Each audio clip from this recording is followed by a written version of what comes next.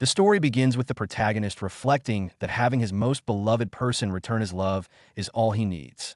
It's a scorching summer day, and the girl tells Yuzumin to wait for her, suggesting they go home together. As she speaks, she complains about having swimming lessons during the summer holidays, to which he replies dryly. She then asks if he's finished his homework and whether he'd like to do it together again. He responds with a simple, "Oh," which prompts her to pout and complain that he walks too fast. He reluctantly apologizes, and she inquires further, asking what's bothering him or if he's busy. He reveals that a robot is coming today, which explains his haste.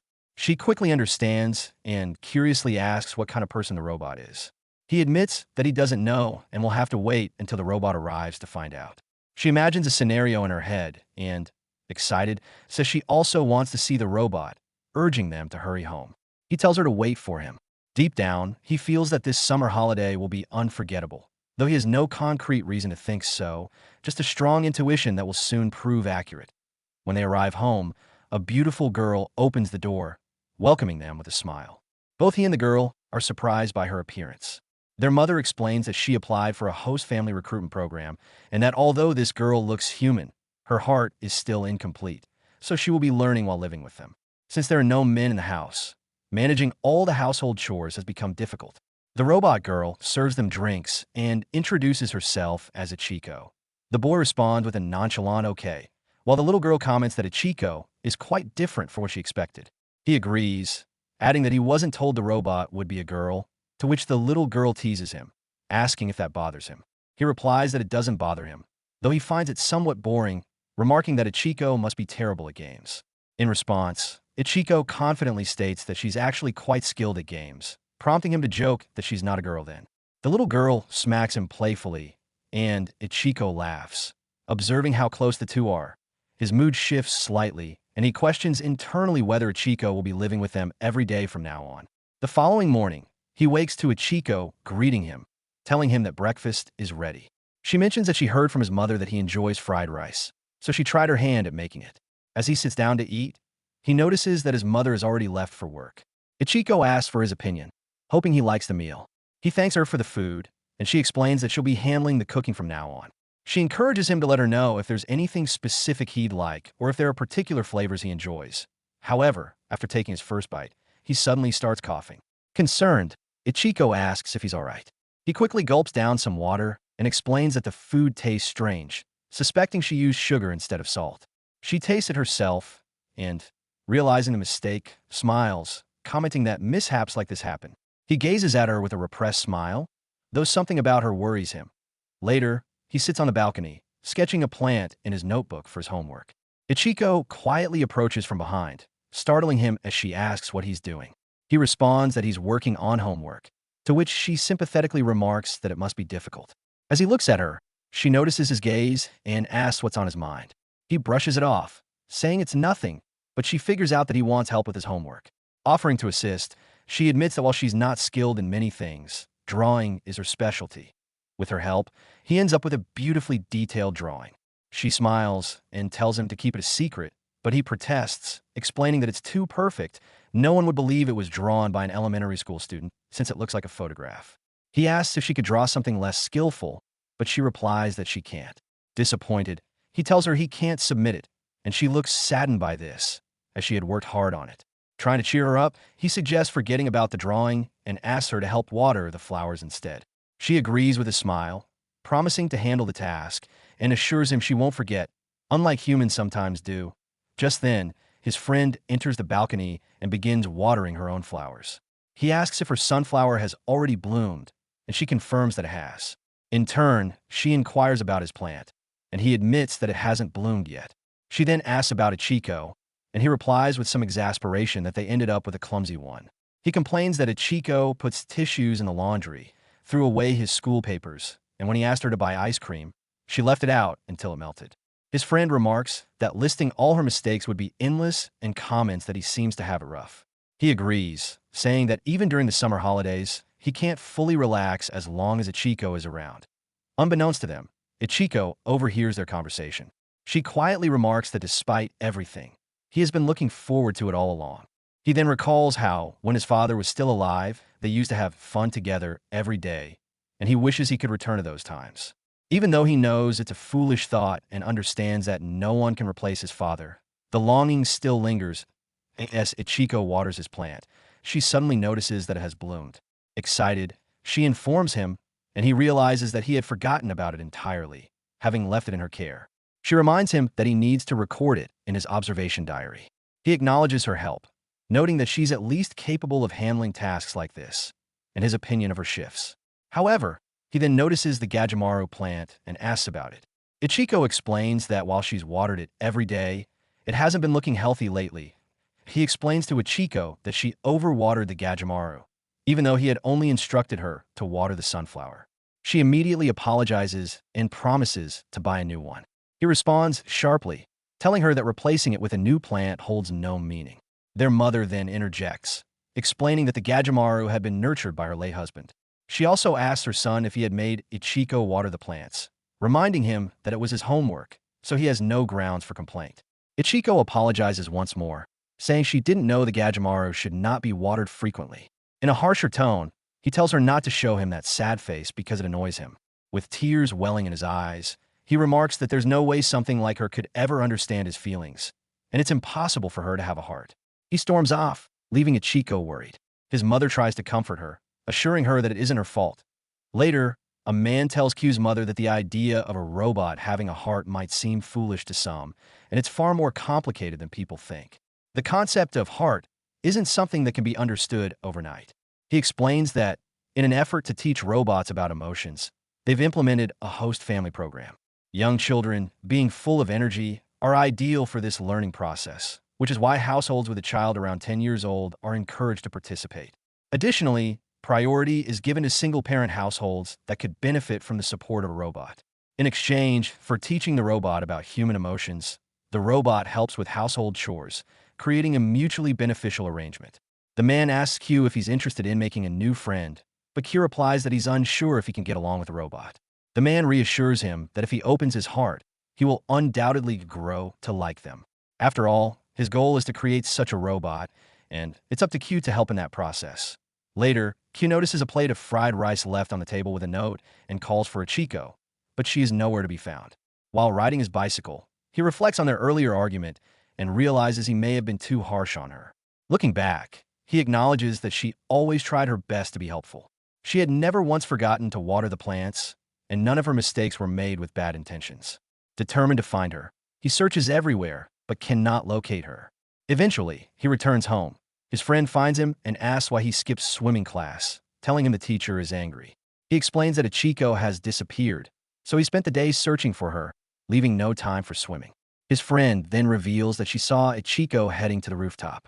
He notices the ladder leading up to the roof and realizes he hadn't even considered searching there. Wondering if Ichiko went up after he left, he tries to climb the ladder but struggles. His friend helps him up, teasing him that it's not her fault if he gets scolded later for it.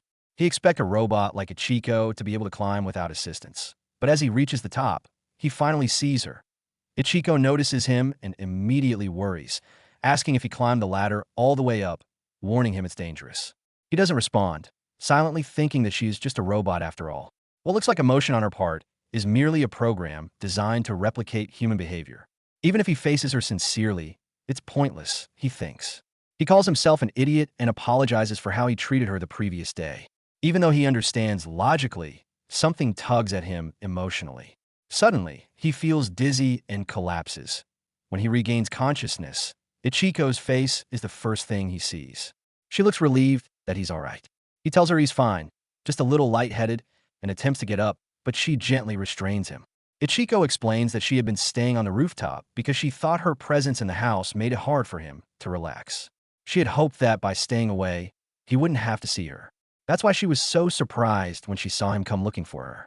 She thanks him for his efforts, smiling as she expresses her happiness at being found. Q understands her words. He realizes that, despite everything, she always tries to make things easier for him. And though he can't explain why, he finds himself unable to take his eyes off her. His chest feels bitter and restless, but the sensation isn't unpleasant. It's not a strange or uncomfortable feeling. It's something else entirely. Later, Q is shocked to see that his plant has fully recovered. His mother had already told him that it was a hardy plant and would bounce back even if it withered. Ichiko is equally glad, and a part of Q knows that this summer will be one he will never forget. The man in charge of the host family program explains that it lasts between 5 and 8 years, concluding when Q graduates from high school.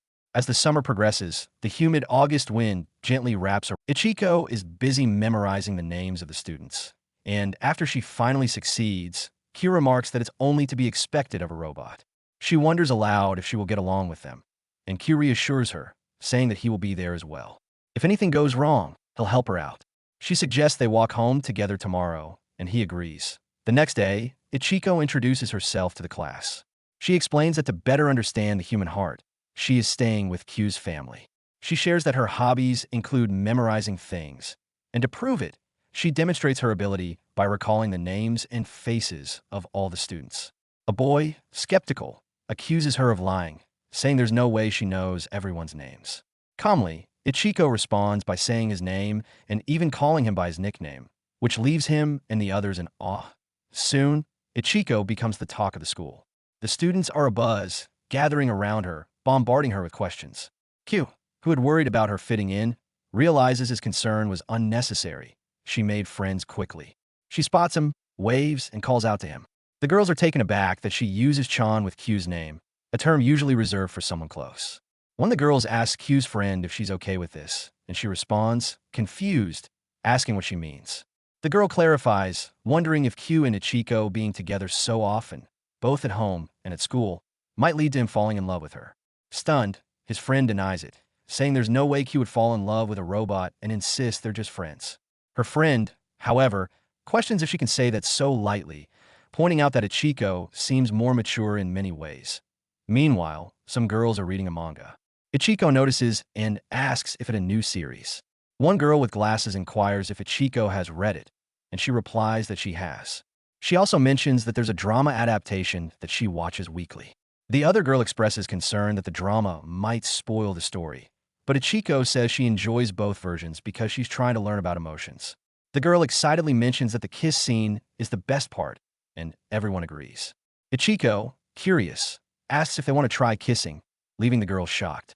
One of them explains that kissing is something done with someone special, someone you like, clarifying that she doesn't mean she dislikes Ichiko, but it's meant for someone really important.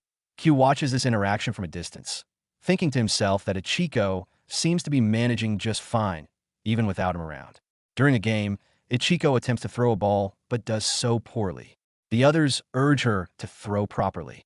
Meanwhile, some boys tease Q, asking if he's okay with not joining the match and suggesting that Ichiko might be taken from him. One of them even jokes about the two of them living together and asks if they've bathed together. Q, irritated, ignores them and walks away, leaving them surprised by his reaction. Later, the students chat amongst themselves in class until an announcement comes over the intercom, informing them that school will be closing soon and students should head home. Some girls invite Ichiko to walk with them, but she declines, explaining that she made a promise to walk home with Q. They tell her that Q already left. On his way home, Q realizes he's being childish but continues walking anyway. Ichiko eventually catches up to him and asks why he left without her, reminding him of their promise. She asks if he's angry, but he denies it. She tries to refute his claim, but he insists it's just her imagination. Ichiko, persistent, questions why he keeps turning away from her. He tells her it's not her fault and that he has nothing to say to her. Grabbing his arm, she explains that she still doesn't fully understand human emotions and is doing her best to learn. That's why she needs his support. She admits that she might annoy him at times and asks him to tell her when she's being a bother. Q, taken aback, assures her that it's not like that. He tells her that being a bother isn't the issue. He just wants her to follow him. He admits that he selfishly wants to be the only one special to her, and that he's angry because of his own jealousy. Ichiko smiles and asks teasingly if he's jealous and whether he likes her. Embarrassed, he interrupts her, saying that's exactly why he didn't want to talk about it. He admits that he knows he's being petty, and frustrated, he walks away. Ichiko calls after him, apologizing for laughing and assuring him that while she wants to get along with everyone in the class, he is special to her. She asks him to look at her, and when he does, she kisses him. Q is left speechless, utterly shocked. Ichiko, smiling, tells him that with this kiss, they're friends again.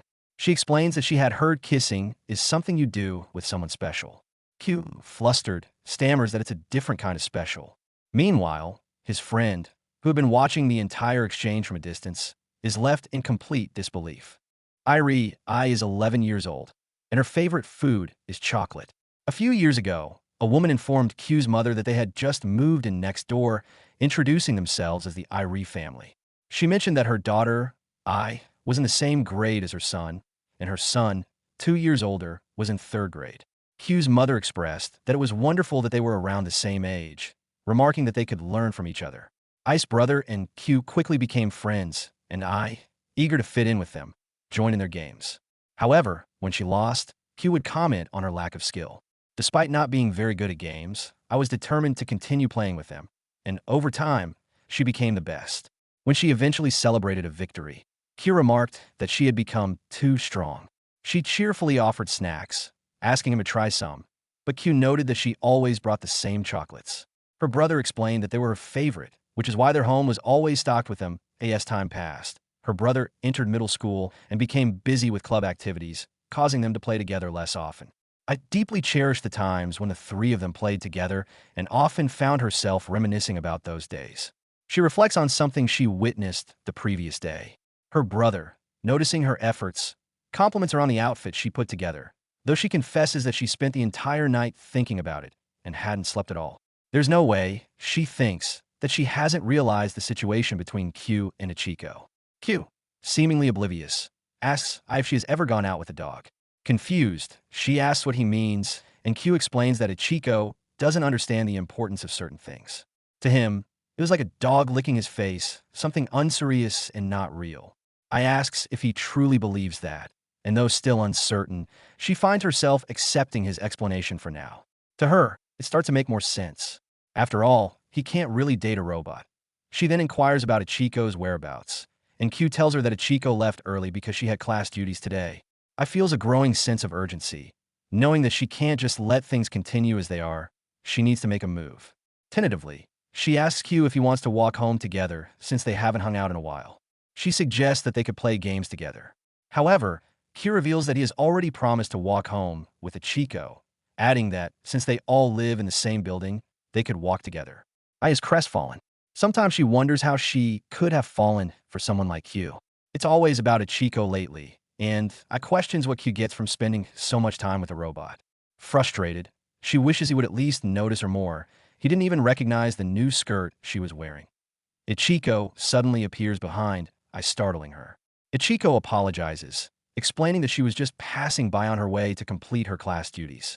I is taken aback, not expecting anyone to come by, and she blushes as Ichiko notices the chocolate in her hand, asking if it's allowed to bring snacks to school. Embarrassed, I hurriedly denies it, explaining that's why she's eating the chocolate all the way here. She further explains that if she doesn't eat anything during recess, her stomach will growl loudly during the fourth period, something she finds humiliating. She adds, somewhat defensively, that a robot like Ichiko wouldn't understand. Ichiko assures I that she won't tell anyone and promises to keep it a secret. She then asks I for a favor in return. Later, I ask Q if he noticed anything different about her today. Q, confused, questions what she means. Before long, the teacher enters the classroom and announces that she has something important to address. She holds up a snack she found while cleaning, and I immediately recognizes it as hers. She realizes that her skirt pockets aren't deep enough to hold things securely. The teacher reveals that she hadn't found the snack during yesterday's cleaning, so it must have been left behind today, meaning the culprit is still in the classroom. The teacher expresses her disappointment, saying she never thought she would have to deal with misbehavior in her class. She offers the culprit a chance to confess, promising she won't get mad if they do. The class grows tense, and I feels a growing pressure, knowing that no one will speak up because she is the one who brought the snack. She wonders what to do, feeling her hands frozen in place with fear. The teacher continues, saying she won't let this slide and that class will not be dismissed until someone admits to bringing the snack. The other students, frustrated, fidget anxiously, having other things to do. I realizes that if this had been Ichiko, she would have confessed right away, putting the class's interests first. I considers raising her hand, but now that she's waited so long, doing so would only draw more attention and put her in more trouble. She is scared, unsure of what to do, and she never imagined the situation would escalate like this. Suddenly, Q raises his hand, taking responsibility for the snack. The teacher, relieved that someone has confessed, sternly reprimands him, asking if he understands what he's done after making everyone wait so long. She instructs him to go to the teacher's office. The other students, happy that they can finally leave, cheer quietly to themselves that Ai is left speechless, tears welling up in her eyes. Ichiko moves to comfort her. Afterward, Q returns, telling Ai with a smile that his punishment is to write 10 pages of apologies. Ai, with tearful eyes, apologizes, confessing that it was her fault all along. Q brushes off, saying it's fine and that he just wanted to go home sooner rather than later. I, still feeling guilty, insists it was all her fault. Q chuckles, remarking that it turned out funny in the end because the teacher made such a big fuss but still ended up punishing the wrong person. He tells her that, in moments like this, it's better to say thanks and laugh it off. He reminds Ai that she wanted to play games and suggests they go home. Ai, touched, agrees and feels a sense of relief. They play games together and Q loses again. I then asks Ichiko if she wants to try playing, and Ichiko responds that she kept her promise. Ai, smiling, acknowledges that she did.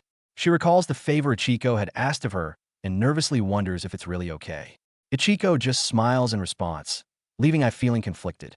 It all seems strange to her, being rivals with a robot. It sounds ridiculous, yet she can't help but compare herself to Ichiko. She really likes Q, but a year has passed since Ichiko moved in. Q's friend mentions that they are deciding on the field trip groups today and asks if he has ever been to Kakamura City. Q replies that he hasn't, and another friend adds that he has heard there's a large Buddha statue there. Ai, overhearing, asks Q if he has decided which girls will be in his group. He says he hasn't yet, and she suggests that she and her friends join. His friend quickly agrees, leaving Q unable to say anything, thinking it's fine. His friends embrace him, happy that he will be in their group. Later that night, Ichiko can't sleep, too excited about the upcoming trip. Q comments that she sometimes acts more human than actual humans. She tells him that she has heard that on school trips, people often talk about their crushes and personal things at night. She wonders if she will be able to stay up that late, musing that her batteries should be fully charged by then. Q glances at the umbrella and raincoat packed for the trip, but since the forecast predicts clear skies, he sets them aside to avoid carrying extra luggage. Ichiko suggests he also bring a hat, but he refuses, joking that he'll look like a hatchling if he wears it. He finishes packing, turns off the lights, and falls asleep, unaware that this school trip will become more than just another memory. The next day, the class begins their trip and visits a shrine. Their teacher explains the shrine's history when, suddenly, it starts to rain. Q notices that it's only a light drizzle and believes it will soon stop. Ai approaches him, holding out her umbrella, and asks if he forgot to pack one. Q replies that with such light rain, he'll be fine without an umbrella. Ai, unimpressed, remarks that despite his words, the rain is getting heavier. She then asks if he's forgetting something. Q, realizing, thanks her. Later, the girls comment on how clean the hotel is, comparing it favorably to the one they stayed at during their 5th grade trip. The teacher reminds them not to cause any trouble.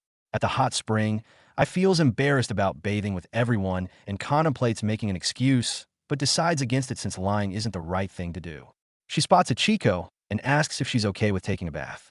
Ichiko casually replies that she bathes every day, leaving Ai stunned, wondering how a robot's body functions. As Ichiko begins undressing, Ai, still in disbelief, tells her to wait. Meanwhile, the boys are playing cards in their room. One boy loses, and his friends remind him of the punishment. He must name the person he likes. He protests, asking if they really have to play like this. He adds that he doesn't like anyone, but his friends urge him to at least say who he thinks is the cutest in class. Hesitantly, he names Ichiko, but the others dismiss it, saying it doesn't count since she's a robot.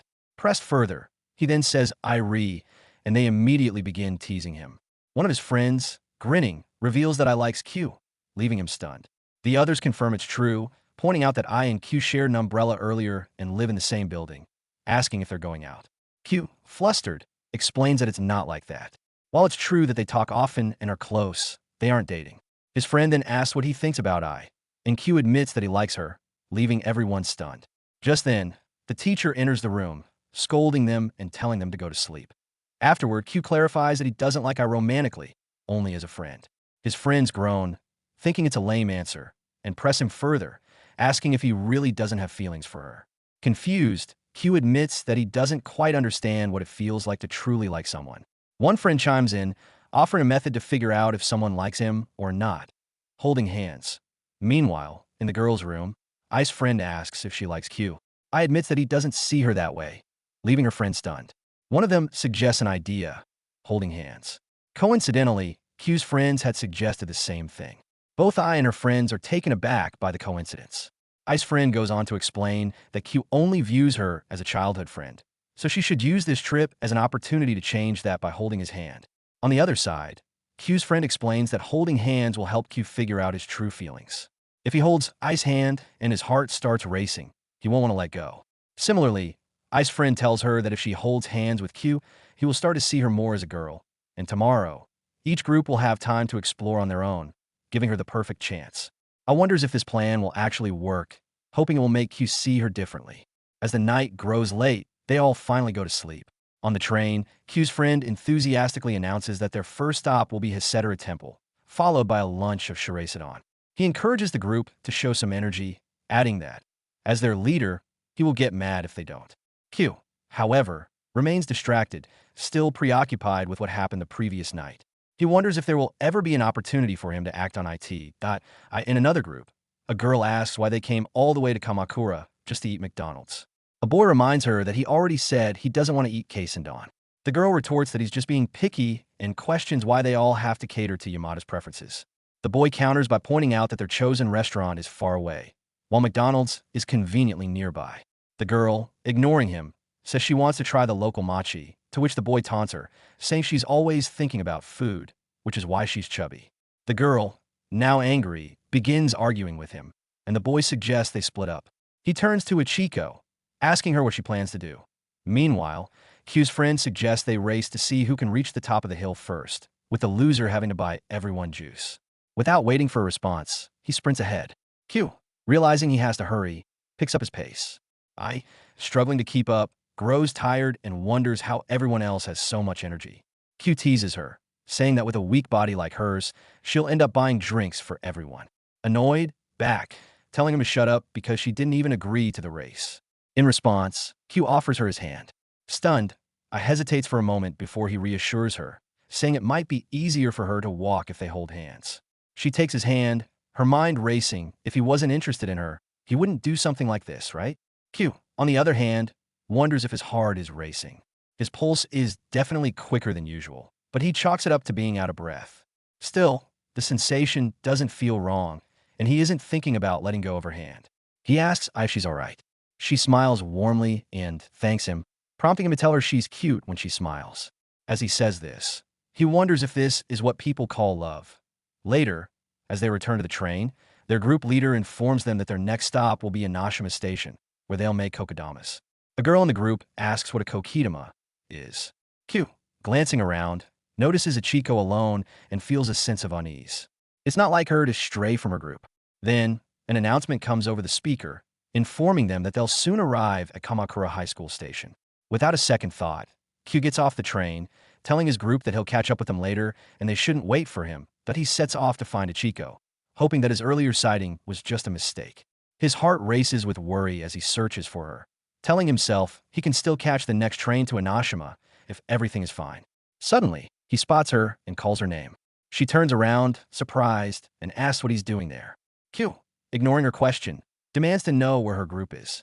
Ichiko explains that her group had a fight and split into two, leaving her unable to decide which group to join. She felt that it was wrong to choose one side over the other, and now, as their leader, she feels responsible for not keeping the group together. Q notices that she's upset and asks if she's crying. She admits that she is, adding that anyone would feel the same in her situation. Q reassures her, telling her it's all right, and if things get worse, he'll be there to get mad at her group with her. Ichiko, smiling softly, says she doesn't want to trouble him, but she feels much better now after hearing his words. She wipes her eyes and suggests that it's time for them to meet back up with the others. Without hesitation, she extends her hand toward him, and he takes it. She suggests they run, and they both take off together. As they run, Q notes how warm her hand feels. Ichiko playfully explains that she generates heat too, just like a human. Despite knowing she's artificial, Q is struck by how real she feels, her warmth, her presence, and wishes for a moment that time could stop. He finds himself thinking more and more.